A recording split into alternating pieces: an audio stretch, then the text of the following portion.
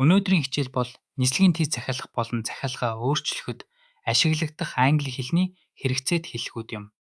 Бид эдгээр нөхцөл байдалд ямар үг хэллэгүүд түгээмэл хэрэглэдгийг хамтдаа сурцгаая. Хамгийн эхлээд тийз захиалахад хэрэглэх үндсэн үг үйлбэрийг сурцгаая. I'd like to book a flight to London. Энэ нь би Лондон руу нисэх тийз захиалмаар байна гэсэн утгатай. Энд ашиглагдсан айд like to гэдэг хэлхэн хүсэлт тавихад хэрэглэгддэг маш соёлтой хэлбэр юм.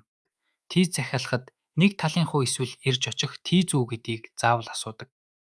Нэг талын тийзийг one way ticket, харин хоёр талын буюу ирэх очих тийзийг round trip ticket гэж нэрлэдэг.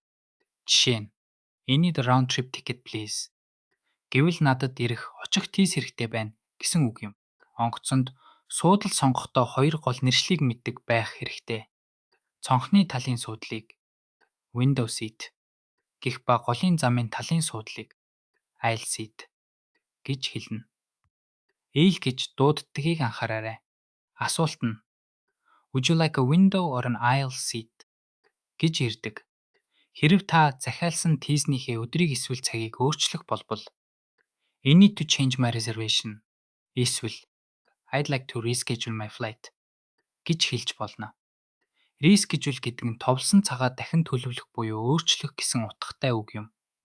Захиалгаа өөрчлөхөд танаас заавал захиалгын дугаар асууна. Үүнийг англиар confirmation number гэж нэрлэдэг.